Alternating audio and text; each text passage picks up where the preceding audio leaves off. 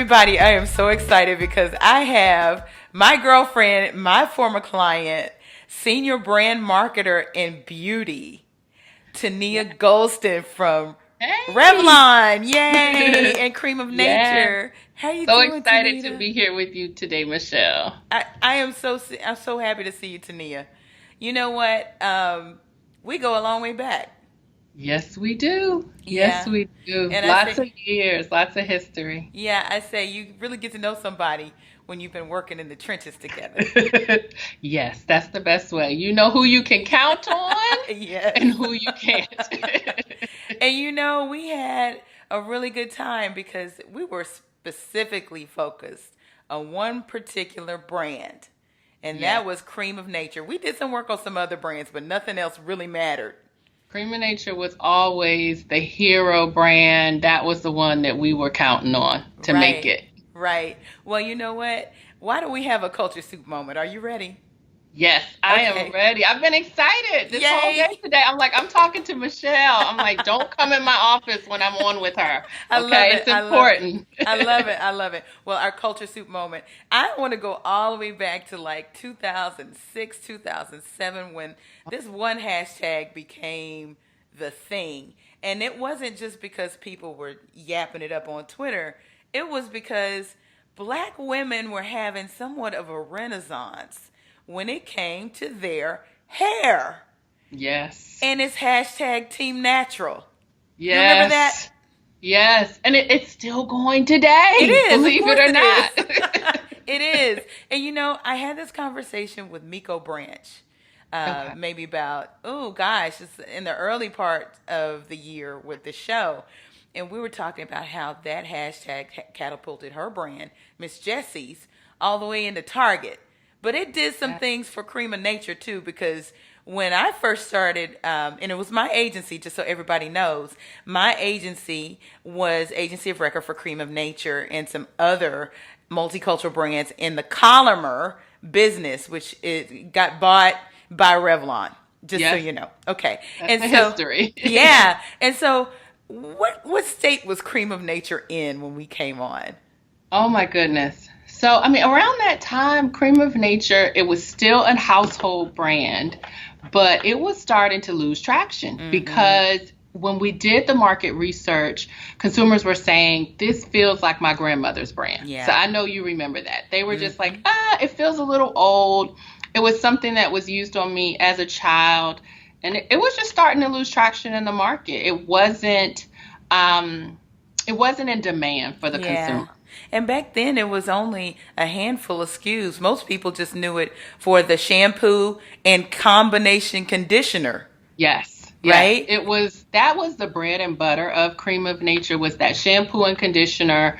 Everybody knew that it was going to be the best detangling formula in the market, but we were losing consumers to other brands because Mm-hmm. when they went to style their hair, they weren't staying with Cream of Nature. They were jumping over to another brand, and nobody wants that. You want your consumer to be loyal to you from, shampoo all the way through styling. So we were just missing that opportunity to keep her with Cream of Nature from start to finish. Yeah, and I remember I got to shout out Sean Tollerson, who Yes, was, yes. yes, the VP of marketing at the time, who was guiding the ship.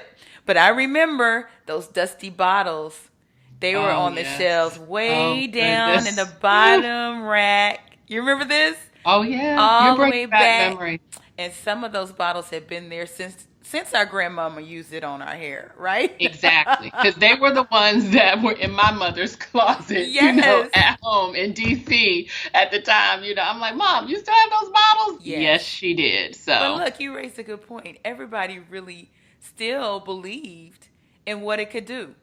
And they it was did. about the detangling, and I could smell it right now. It Oh, had yeah. that specific smell, and It had a everybody specific liked it. fragrance. Yeah, Yeah. and even when we started to elevate the brand and Hmm. kind of move it forward, I remember all of the calls and the Oh, letters yeah. from the people that were upset We had a because whole strategy around that. the people that loved it, they loved it. And it took time to transition. Hmm. Like it wasn't like automatically people were in love with the new look and Right. the new fragrance, to your point.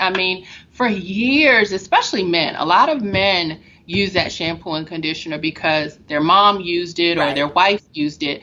And they were like, okay, that's my shampoo and conditioner. I remember, years after the brand transitioned, men would come up to me looking for the white bottles, the infamous white bottle of Cream of Nature. With the red writing. It was like, yes.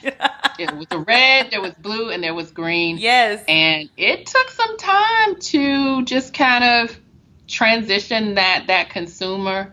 Those were some fun days. Yeah. Fun days for sure. Well, and the reason why I brought up Team Natural, the hashtag, while all that conversation was going on, we had natural bloggers and video bloggers that would come on and do how-tos on how to do your natural hair. And at the time, Cream of Nature had this wonderful shampoo and conditioner all in one that was collecting dust, but people still loved it. Not trying to let go of it, that's for sure. But you had a relaxer too that wasn't getting a lot of traction. No. Yeah, Cream of Nature had a relaxer, but it was always a hair care brand. Right. It was really ahead of its time. Even in the name, Cream of Nature. Right. Even though, back then everyone was kind of relaxed and we were all wearing our hair straight, when everything transitioned and started to shift to natural ingredients, it was like, okay, Cream of Nature already has natural ingredients. Right. The original formulas were based on natural ingredients. So it was really ahead of its time, but never a big relaxer brand, but women who relax definitely used the brand and associated the brand with relaxed hair. Right. So where did the insight come from when you realized that this natural phenomenon was happening, but people were needing things to style their hair? Oh my goodness. I wish I could tell you there was like a moment. I think it just hit us all in one. I wish I could say we had a light bulb moment, and we just kind of knew. But honestly, it was just something that was happening. And I think it was something that we were watching. And I remember doing a photo shoot actually for our new collection. So at the time, it was probably around 2010. And you'll remember we were doing a photo shoot for Cream of Nature with Argan Oil. Right. And we were bringing new and relevant styling products into Cream of Nature. So there was a combination of hair care. And at the time we had a few stylers. So, maybe 5 products. But when we did that shoot, I would say 95% of the women were relaxed. Yeah. And I remember during the casting call, we had a young lady come in with this big, huge natural hair. And I remember just looking at her and thinking like, oh my gosh, her hair is amazing. Yeah. But we didn't necessarily have a place for her, in the casting. She wasn't, on the mood board. But her hair was amazing. We were talking to her about her hair, why she chose to be natural, and she had a great story. And we cast her. And she literally had, I think, one look, because we, of course, had all of these other women that we had planned to shoot. So she nailed the shot. It ended up being like one of the hero images for the campaign. And I think just with that momentum and just seeing the reaction from women when her picture was in Essence and when she was up on billboards, that's how we knew. Yeah. That's how you were like, okay, this natural movement, it's real. You mentioned something that was key too that I don't want to gloss over, because we went through a restage first. Yes. And then you guys introduced the Argan Oil. That was the game changer. Yes. And it was a whole new line that came from that. And you mentioned the 5 SKUs. And I don't know if it was Africa. Who was the model? It was Africa. It was Africa. I thought Miranda. So. Africa Miranda, who has blown slap up since then. Right. We love Africa. She's a friend of the brand, and she's done everything. She's been in countless campaigns. She's been a brand ambassador. We love her. Yeah. And that was a major launch for the brand, because at that time, like I said, the brand had relaunched the shampoos and conditioners and moved to, just a more relevant kind of feel. And so people were like, okay, Cream of Nature, let's see what you guys are doing. But we still didn't have styling products at that time. So again, she still couldn't finish her hair. And so we said, we have to have styling. And we were able to convince, the powers that be, executive board members at the time, that let's just do a tight range, small range of styling products, and let's kind of just see how it goes. That's what we were thinking. And at the time, we worked together and we launched Argan Oil. And I mean, I had no clue. I was still very young in my career at that time. I was a brand manager when we were working on this launch. And we just put everything we had into it. I mean, even with your team, you guys put everything that you had, and it took off. And it became an overnight success. Oh my gosh. Do you remember getting the first Essence Award? Oh my goodness. Of course. It was like, I mean, it was and still is gold, because it was just so unexpected. Like the response and the feedback on the products and the performance and the imagery for the brand. I mean, it was really the moment that catapulted my career forward. And I tell everybody, like, at that time, it was like 2010. Cream of Nature, in terms of just like ranking for multicultural brands, we were ranked like number 26 at that time. Yeah. Today, we're number 4. Woo! So, I mean, that awesome. launch. Listen, I got to tell the listeners, y'all got to understand, this is like birthing a baby. Ooh, you're telling. It was like birthing a baby. We literally were sending belly dancers. Yes. You remember? We sent belly dancers to the media with these little finger symbols. Yes, yes. Because it was Moroccan. Moroccan theme. Yes. Those were the days, because I mean, dope. We didn't just send one gift. No. Like, we would send multiple gifts. Like, you would get a teaser that something was coming, and then maybe you got something else with a taste of Morocco. And then, I remember your team, you sent belly dancers into for you. Essence. I'm going to show them to you. Look. You see them? No, let's see. Look at that. Oh, yeah. Finger symbols. And I remember, I think it was one of the editors, she even took the video, and she was doing the belly dancing. Yes. And I mean, it was just an amazing moment. I was like, how do we get the Essence editor to belly dance? Well, and part of it was the ingredient story. I mean, Argan Oil was starting to take off at that time. I mean, we were the first multicultural hair care brand to bring Argan Oil into retail. Right. But it was just really starting to take off. It had gained a lot of traction in the professional, and it was just like the perfect time. And so we showed up first, and everyone was interested in this story and this oil. Yeah. This is a marketing story. This is a case study, but this is also a career story. And you kind of hinted at it. You were a brand manager when you first started looking at this, iconic brand in Black culture. And you and Sean and Sadie. Shout out to Sadie. Team, like the original. That's like the OG team. That's the OG team. And then Heather Woodard on my team. Yes. Heather. Did you work with Jermaine Williams at all? I can't remember. Who'd you say? Jermaine Williams. I don't know if you work with her, but she worked with us on some of the beauty brands for Proline and Alberta Culver before we started working with you guys. Okay. But we had a pretty scrappy team. We did, but we got so much done. And I mean, I was young. I want to say if it was 2010, I probably only been working in beauty 3 years, because I started with the company right after I got my MBA. I started with the company and came on board. So it dream come true. It's not talk often about that as a marketer. Yeah, go ahead. You actually get to reinvent a brand. Totally. I mean, most of the time, you're lucky if you get to work on an iconic brand. I mean, that's hard to do, but you work on the brand, you do renovations, you share the brand with the consumer, maybe you reposition it. But when you actually get to change a brand, like the entire look and feel, I mean, what we did and what the team kind of put together, it was really gutsy. I mean, now, knowing what I know now, at that time, I mean, we were changing brand colors. I mean, everything, ingredients, packaging was new. I mean, we were working with chemists, and the things we take for granted now because you see them every day in the market. But I remember, a big conversation at that time was, on the color of the shampoo Yeah. because we wanted to do this beautiful, rich, golden color shampoo. Mm-hmm.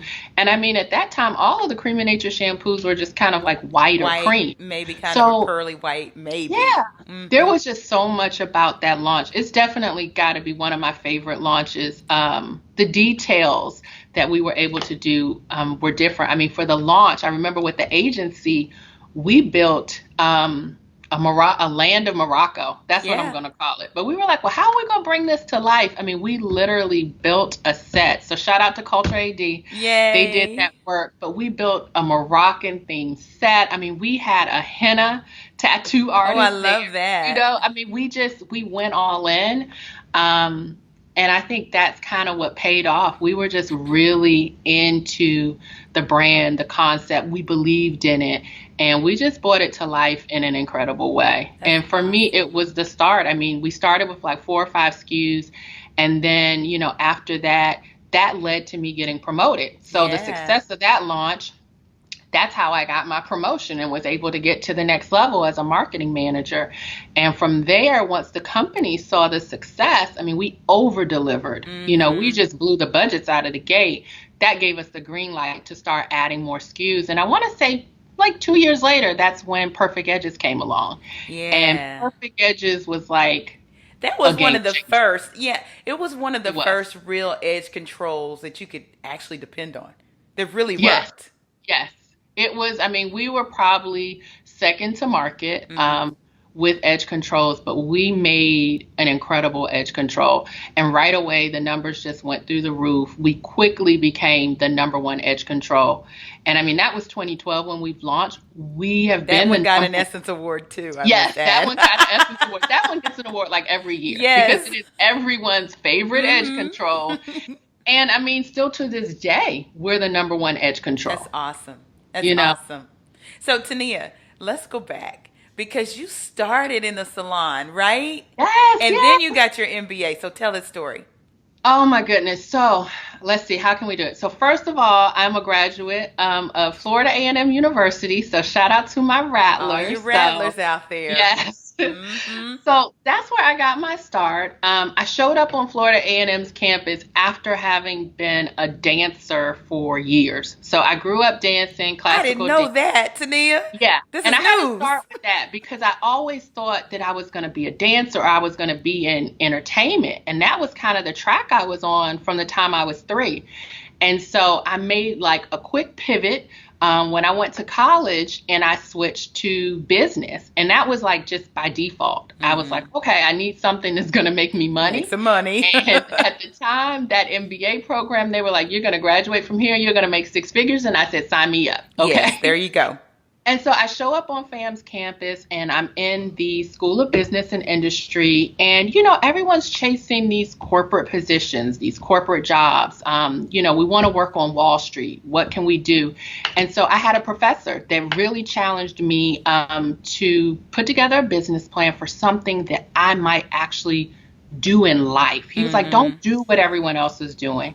And so with that, I just came up with this idea. I was like, I want to do a business plan on a chain of salons. And so he Wow. gave me 2 student interns for the entire semester and just really pushed me to put this business plan together. And that is where I just started to fall in love with beauty. Yeah. And I finished the program, I got my credit for it, but I was like, you know what, I'm on to something here. And at the time, I actually thought that I was going to be an entrepreneur. And I Uh-huh. thought, let me go to school, I'll get my cosmetology license. When I graduate, I'm not going into that corporate world, Yeah. that's the Yeah. thought process. I'll open up a salon. And obviously that didn't happen because I Mm-hmm. have been in corporate America for Right. 12 years.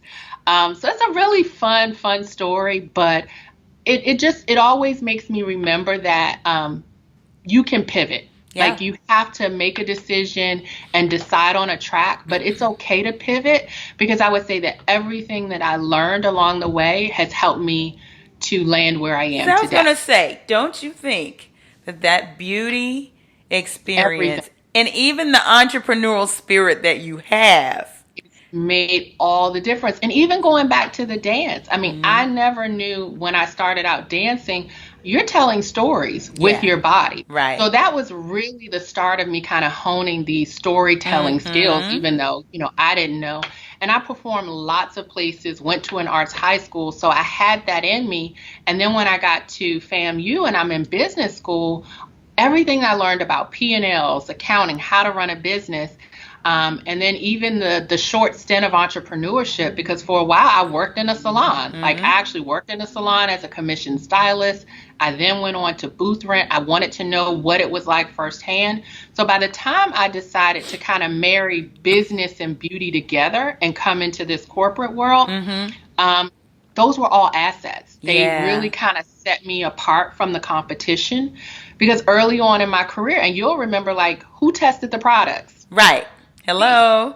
Yes. So I mean, up until like probably 2014, I tested the products. Yeah. I was in my office doing my marketing, working with my VP, working with you all. And then I was running to the salon, testing to make sure our products were correct. I tested all of our hair color, our edge control, until we brought in a team of stylists. So I think all of those experiences that I had, they really kind of worked together to put me in position to excel, in my job, because I knew the consumer intimately. I knew the products. I knew how they worked on the hair. So I think that helped. That's awesome. And you know what? It's just so interesting. You are one of the most connected people in this industry. Oh, my goodness. You really are. I try to be. You fly under the radar, but everybody knows Teneya Gholston. Oh, my goodness. Because let me tell you, on my Instagram alone, anybody that's connected to me in the beauty business, some kind of way, all roads lead back to Teneya Gholston. I mean, I love this industry. So you know me. I'm like always just trying to connect with people in the industry. And one thing about the beauty industry, that it is a huge industry, but it is small. It is and very know small. that all too well. Yes.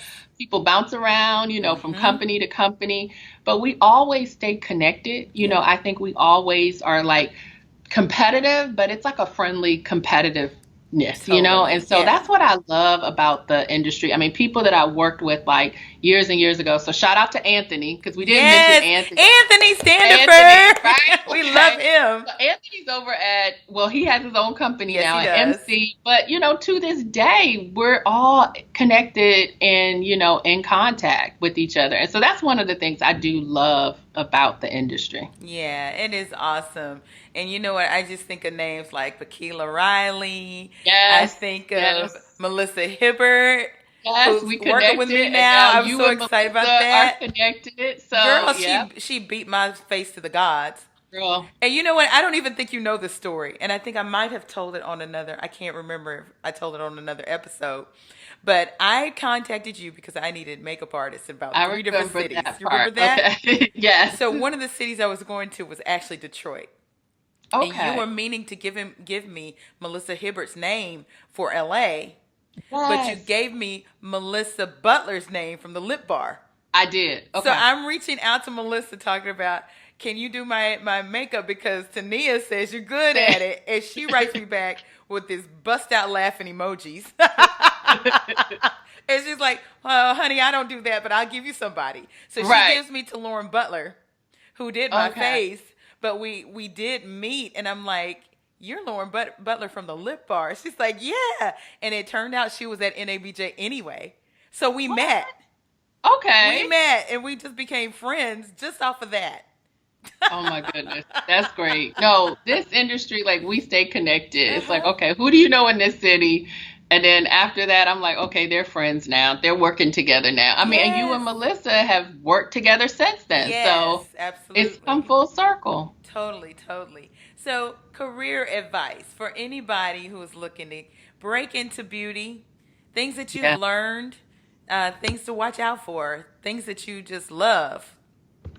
I mean, I think we just kind of hit on some of it, which is the industry is amazing. So, it's truly a great industry. I think anytime you can work on something you're passionate about, it just makes it so much easier, And I mean, just like we just talked about, all of the good people, I mean, along the way that I've worked with, I mean, I've just worked with amazing, amazing people. And I've been so fortunate to just have amazing people help me. We mentioned like Sean Tollerson. So, just working with like amazing people. I mean, she was our VP, someone turned mentor that really kind of gave me my start in beauty and taught me, everything along the way of how to run brands.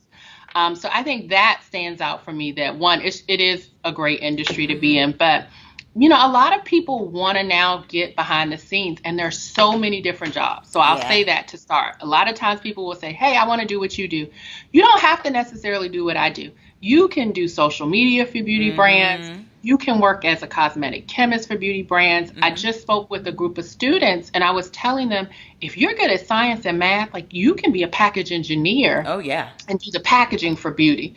So I would start by just saying, do your research, because you don't have to simply be a marketer. You can be in public relations, like, you, Michelle. I mean, you were able to be in communications and work with beauty. So that's one thing. Do your research and understand, what channel you want to work in, and intern. Right. I would say my number one advice to someone is intern, whether it's paid or unpaid. Get some experience. Everyone wants to know, like, what's your experience? So when we're hiring, whether it's a new grad or for entry-level positions, we're looking for some experience. So I just tell people, get an internship. You're going to learn so much about the business while you're on an internship. Not one of those faxing and calling people, or not even faxing now, but you know what I mean, just like coffee and paper. Get one where you can actually have a project that you can own, and learn something, and you'll get a chance to network. So that's the other thing. We just talked about networking and how you say, okay, everyone, so many people in beauty. You have to have a good network, because your network, they're going to be the ones telling you about job openings, opportunities. I recommend people all of the time, because I know someone, and I always get calls. I mean, every week I get a call with someone saying, hey, do you know a brand manager here? Do you know an associate brand manager there? So during that internship, you can start to kind of create your network. And make sure you meet a lot of people. Don't just meet the people that you work with. I always suggest to people, try to set up, 30-minute meetings with other people that work in the organization, so that you can get that FaceTime with them. That worked out really, really well for me early on in my career. I was able to set up quick 30-minute meetings with people. They got to know more about me. They understood where I wanted to go. Right. And they helped. People will actually help. A lot of times they don't understand where you're trying to go. But if you're very clear on what your direction is, like, a lot of times they'll say, hey, I know this person. You should call her, or you should call him.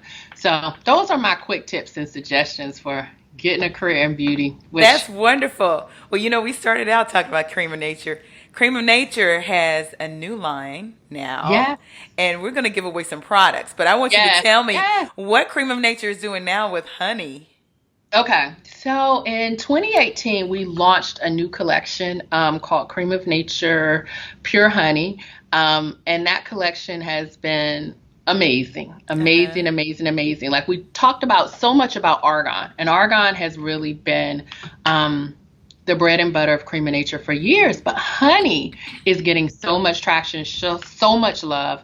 And the honey collection has amazing products that really focus on moisturizing dry and brittle hair. That's important, especially for naturals. Exactly. And so it has an amazing shampoo and conditioner in the line.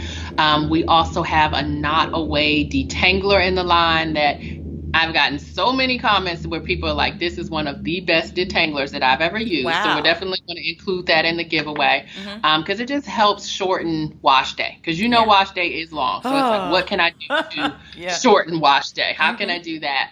And we have some great products. We have a breakage leave-in conditioner. So I definitely want to do a giveaway with the line, because I know it gets rave reviews. And so I think people will love it. Awesome. So how many sets are we going to do?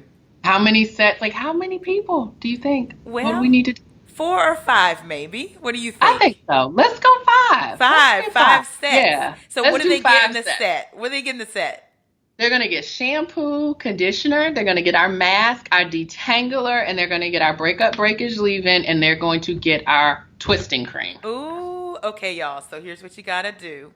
Go to my website. There's going to be a pop-up that shows up at theculturesoup.com. You got to sign up, and we're going to select you randomly, okay? And we're going to give away 5 of those, and they're going to come directly from Revlon. So you want to go there today, okay? Yes. All right. Do it fast. Sign up. Awesome. You know what, Teneya? It's been a pleasure having you on the Culture Soup podcast. Thank you. I couldn't wait to do it. This was like just, chatting and catching up and all the fun memories that we have working together. So this was perfect. That's awesome. Any other way I can support you, you just let me know. Teneya, you're a friend for life.